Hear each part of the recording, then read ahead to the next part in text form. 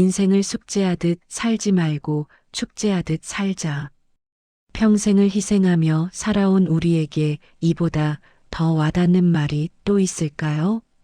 우리는 참 오랜 시간 누가 내준 숙제를 하듯 한평생을 살아왔습니다. 자식 뒷바라지, 부모님 부양, 끝없는 직장 책임. 하고 싶어서가 아니라 해야 하니까 했던 일들 말입니다. 그런데 지금 나이 60, 70이 되어서도 인생의 숙제만 하시면서 사실 건가요? 이제는 남은 여생을 나 자신을 위한 축제로 살아도 됩니다. 그러나 안타깝게도 현실은 많은 노년층 분들이 노후의 축제를 어떻게 즐겨야 하는지를 모르신다는 것입니다. 아니, 정확히 말하면 즐기는 방법을 잊어버리신 거죠. 하지만 여러분의 인생을 숙제에서 축제로 바꾸는 방법은 굉장히 단순합니다. 바로 단 하나의 취미에서 시작될 수 있습니다. 얼마 전 만난 72세 김 선생님 이야기입니다. 처음 상담 오셨을 때 이런 말씀을 하셨죠. 선생님, 나는 회사 다닐 때가 더 행복했어요. 그땐 바빴지만 살아있는 느낌이었거든요. 그런데 지금은 시간은 많은데 뭘 해야 할지 모르겠어요. 그런데 놀라운 일이 일어났습니다. 6개월 후 같은 분이 완전히 달라지신 겁니다. 선생님, 요즘 매일 아침 6시면 저절로 눈이 떠져요. 오늘은 또 뭘 해볼까 기대되거든요. 이게 진짜 사는 거구나 싶어요. 대체 무슨 일이 있었던 걸까요? 바로 이 취미 하나를 시작하신 겁니다. 그래서 오늘 여러분께 묻고 싶습니다. 여러분은 지금 어디에 계신가요? 인생을 숙제하듯 억지로 하루하루를 버티고 계신가요? 아니면 축제하듯 매일 아침이 기다려지는 삶을 살고 계신가요? 오늘 제가 여러분께 들려드릴 이야기는 단순한 취미 추천이 아닙니다. 매일 아침 눈을 뜨는 이유가 되고 삶의 활력을 불어넣으며 죽을 때까지 즐거운 놀라운 취미에 관한 이야기입니다. 이제 여러분의 남은 인생을 진짜 축제로 만들 준비되셨나요? 소중한 구독과 좋아요, 댓글 부탁드리며 노년의 취미 선택에서 절대 하지 말아야 할 실수부터 짚고 넘어가겠습니다. 누군가 여러분께 오늘 당장 취미 하나를 고르세요 라고 한다면 여러분은 어떤 기준으로 취미를 고르시겠어요? 놀랍게도 많은 시니어분들이 비슷한 선택을 하십니다. 바로 젊은 시절 했던 취미를 그대로 다시 끄집어내는 겁니다. 그때 테니스 재밌었는데 지금도 할 수 있지 않을까? 이렇게 생각하시는 분들이 정말 많습니다. 그때 내가 좋아했던 것이 지금의 나도 행복하게 해줄 거라 기대합니다.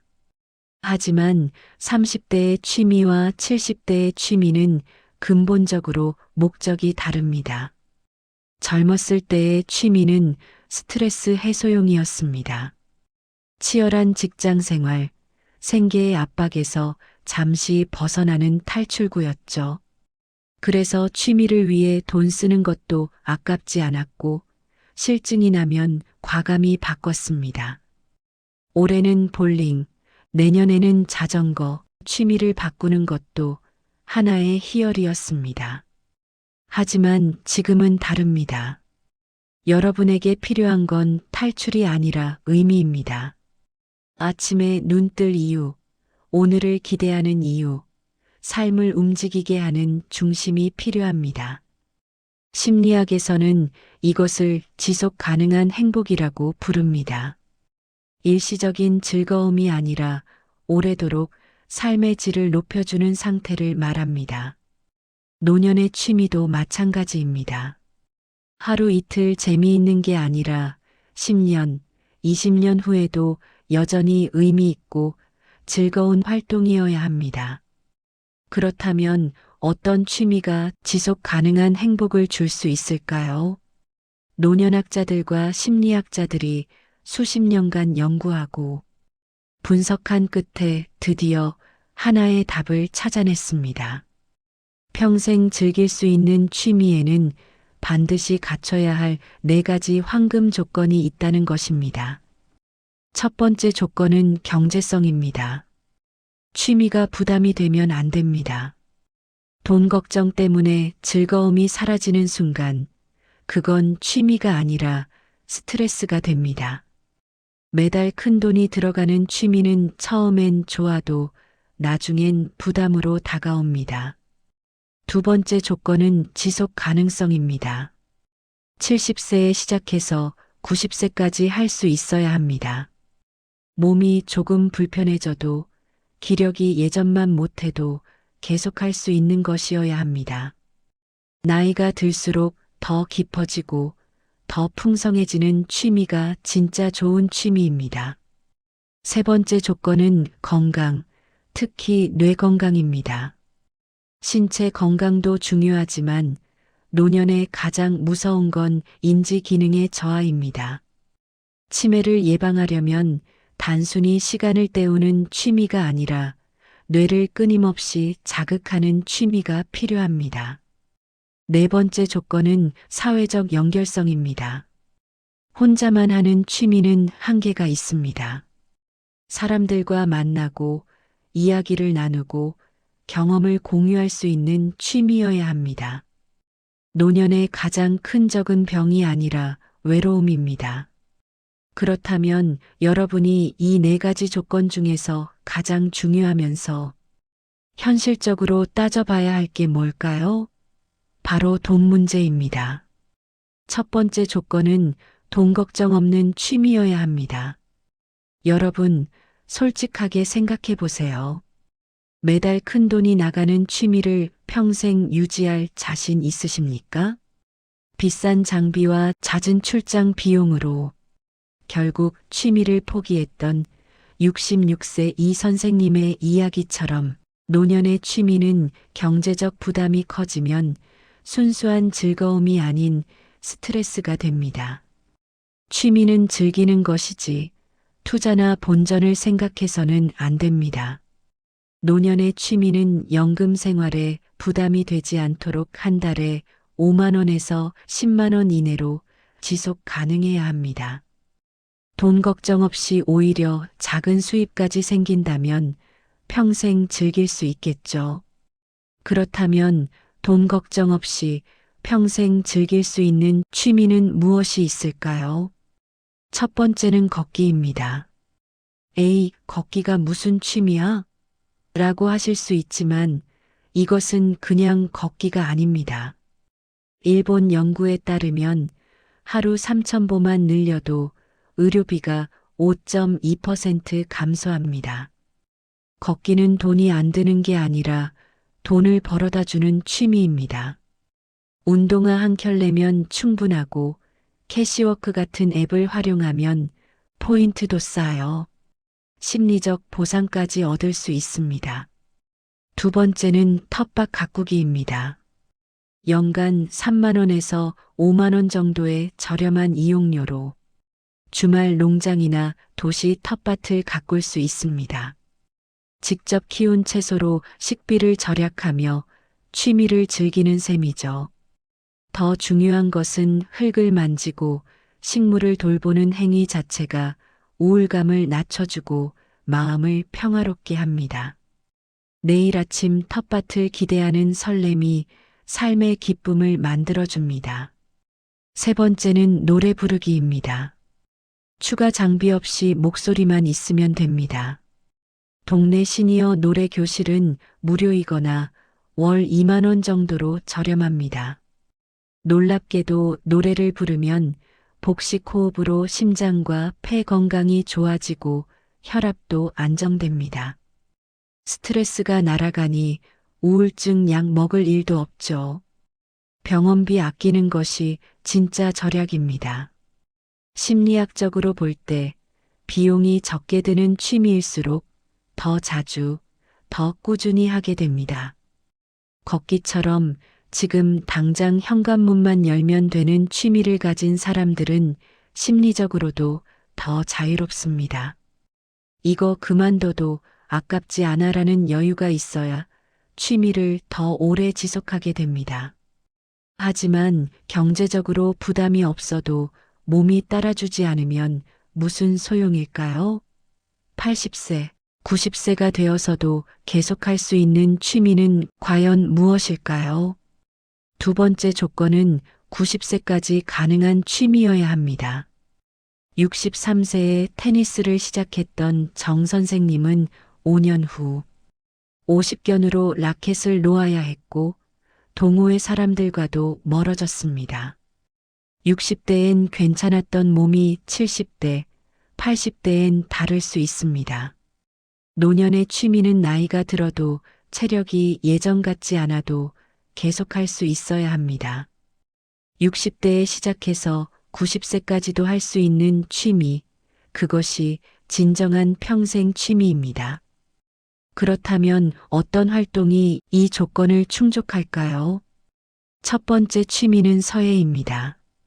서예만큼 나이의 영향을 적게 받는 취미도 드뭅니다. 격렬한 동작 없이 손만 움직이면 되고 관절에 무리가 가지 않습니다. 시력이 나빠져도 손이 떨려도 괜찮습니다. 서예의 진짜 매력은 몰입에 있습니다. 붓을 잡고 한 획 한 획 집중할 때 잡생각이 사라지고 행복 호르몬이 분비되어 마음이 평온해집니다. 90세가 넘어서도 붓을 놓지 않는 서예가들이 많습니다. 두 번째 취미는 바둑입니다. 바둑의 놀라운 점은 나이가 들수록 실력이 는다는 것입니다. 젊은 사람의 계산력보다 나이 든 사람의 직관이 바둑판 위에서 빛을 발합니다. 70세에 바둑을 시작해 8년 만에 초보자를 가르치는 선생님이 된 한 선생님처럼 바둑은 오직 실력으로 인정받는 경험을 주어 자존감을 지켜줍니다. 끝이 없어 지루할 틈이 없고 수준에 관계없이 평생 즐길 수 있습니다. 세 번째는 그림 그리기입니다. 피카소는 91세까지, 모지스 할머니는 101세까지 붓을 놓지 못했습니다. 매일 새로운 주제가 보이기 때문입니다. 창밖 풍경, 식탁의 과일 모두 작품이 됩니다. 이 설렘이 하루를 기대하게 만듭니다. 신체적으로 부담이 없어 무릎이 아파도 다리가 불편해도 앉아서 손만 움직이면 됩니다. 숨을 쉬는 한, 손을 움직일 수 있는 한, 계속할 수 있는 취미가 바로 그림입니다. 여러분, 90세까지 할 수 있는 취미들의 공통점은 앉아서 할 수 있고 자신의 속도대로 즐길 수 있으며 나이가 들수록 오히려 깊이가 생긴다는 점입니다. 이것이 진정한 평생 취미입니다. 아무리 오래 할 수 있는 취미라도 머리가 흐려지면 모든 의미가 사라집니다. 노년의 가장 두려운 병은 암이 아닌 나 자체가 사라지는 병, 바로 치매입니다. 세 번째 조건은 뇌를 지켜주는 취미여야 합니다. 단순히 손만 움직이는 것으로는 부족합니다. 뇌가 계속 작동하도록 생각, 기억, 창의력을 동원하게 만들어 녹슬지 않도록 해야 합니다. 첫 번째는 악기 연주입니다. 악기 연주는 뇌의 거의 모든 부분을 동시에 깨우는 최고의 뇌 운동입니다. 악보는 시각, 소리는 청각, 손가락은 운동, 리듬은 기억 등 복잡한 과정을 동시다발적으로 처리합니다. 배우기 쉽고 저렴한 하모니카나 우쿨렐레를 추천합니다. 75세에 우쿨렐레를 시작하신 한 여성분의 말처럼 악보 외우느라 머리가 너무 바빠서 치매가 들어올 틈이 없어요. 뇌를 자주 쓸수록 치매와는 멀어집니다. 두 번째는 춤입니다. 춤을 단순한 운동으로 생각하시면 오산입니다. 사실 춤은 뇌를 깨우는 가장 강력한 자극제입니다. 리듬, 스텝 순서, 균형 감각 등을 동시에 사용해야 합니다. 독일 신경과학 연구 결과 춤을 추는 노년층은 일반 운동을 하는 노년층보다 기억을 담당하는 뇌부위 해마가 더 크게 유지됩니다. 라인 댄스, 사교 댄스 등 어떤 것이든 좋습니다. 춤은 몸과 마음, 그리고 뇌를 동시에 살리는 우아한 회춘의 마법입니다. 세 번째는 외국어 배우기입니다. 70대가 무슨 영어를? 많은 분들이 이렇게 반응하십니다. 하지만 젊은 시절 영어를 배웠던 목적과 지금은 전혀 다릅니다. 이제는 유창하게 말하려는 게 아니라 뇌를 활성화하려는 겁니다. 새로운 언어를 배우는 건 뇌에게는 마치 헬스장에서 운동하는 것과 같아요. 기억력, 집중력, 창의력, 문제 해결 능력이 모두 동원됩니다. 특히 한국어와 완전히 다른 구조의 언어를 배우면 뇌는 새로운 회로를 만들어내며 인지 능력을 폭발적으로 확장시킵니다. 실제로 캐나다의 한 연구에서는 2가지 이상 언어를 사용하는 노인들이 치매 발병이 평균 5년이나 늦춰진다는 연구 결과가 있습니다. 게다가 더 좋은 것은 요즘은 비싼 영어 학원에 갈 필요도 없습니다. 유튜브나 앱만 있으면 언제 어디서든 무료로 배울 수 있습니다. 하루 10분이면 충분합니다. 발음이 이상해도 문법이 틀려도 실수해도 괜찮습니다.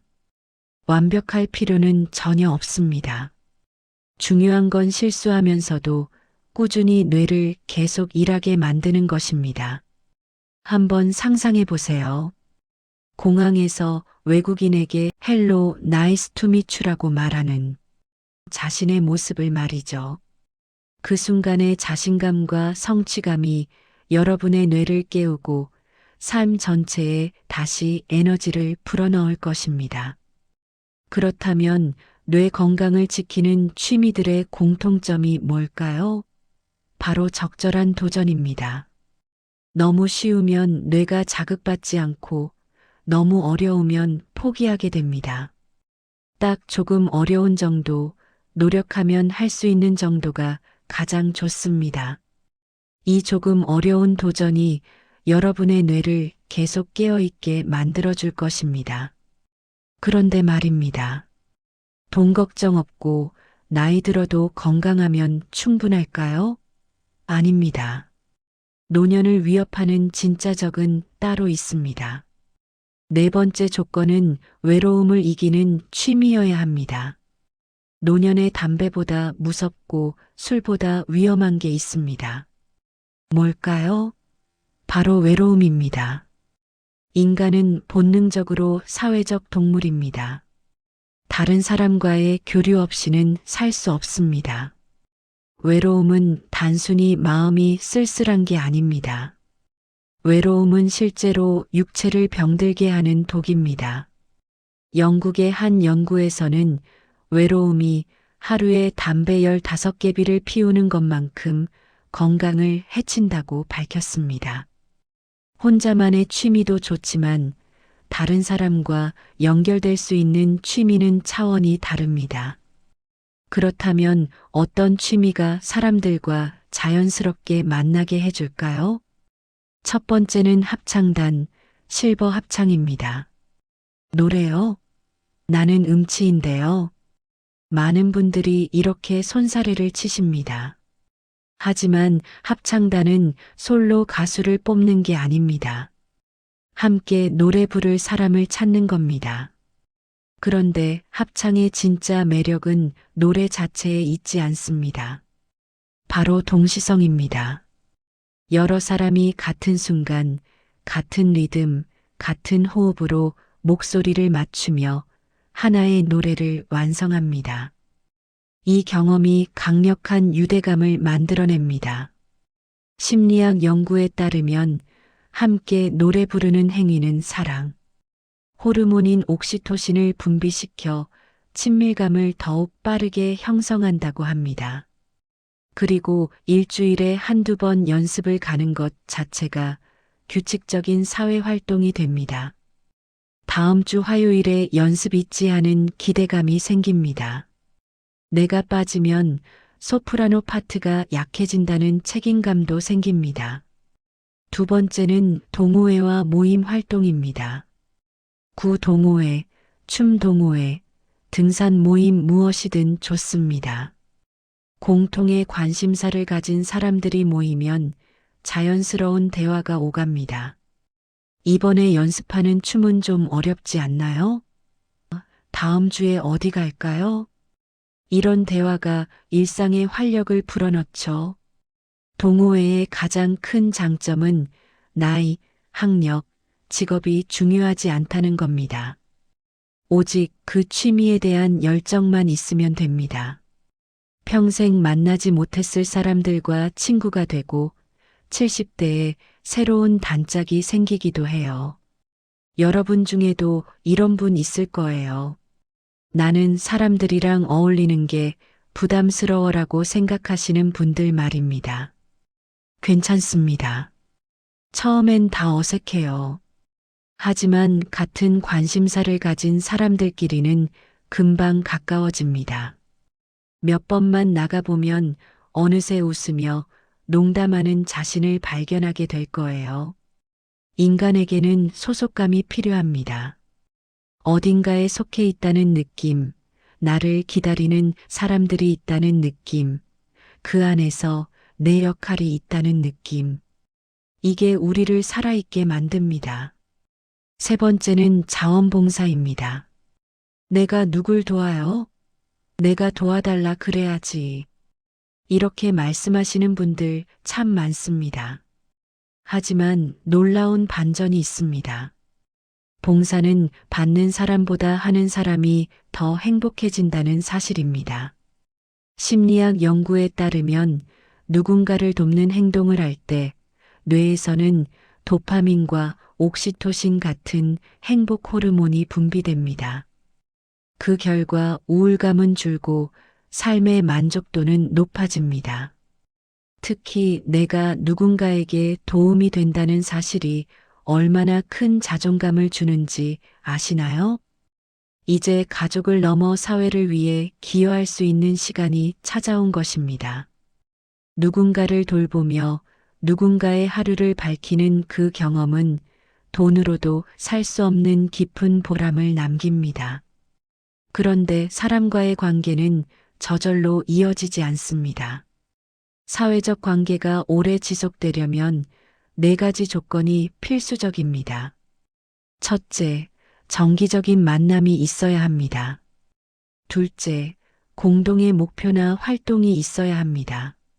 셋째, 대화와 소통이 자연스럽게 일어나야 합니다. 넷째, 역할과 책임이 있으면 더 좋습니다. 사회적 연결성이 있는 취미는 단순히 외로움을 달래는 것을 넘어 삶의 의미를 부여합니다. 다음 주 모임에 가야지. 사람들이 날 기다리고 있어. 이런 생각이 아침에 일어나는 이유가 되고 그 하루를 살아갈 이유가 되어줍니다. 여러분, 영상 처음 제가 했던 말 기억나시나요? 인생을 숙제하듯 살지 말고 축제하듯 살자. 취미는 단순히 시간 때우기가 아닙니다. 남은 인생을 의미 있고 행복한 축제로 만드는 마법입니다. 이제 그 축제를 시작할 시간입니다. 여러분의 무대는 아직 끝나지 않았어요. 막이 내리기 전까지, 마지막 순간까지 최고로 빛나는 공연을 보여주세요. 여러분의 노년이 진짜 축제가 되길 진심으로 응원합니다. 시청해 주셔서 감사합니다.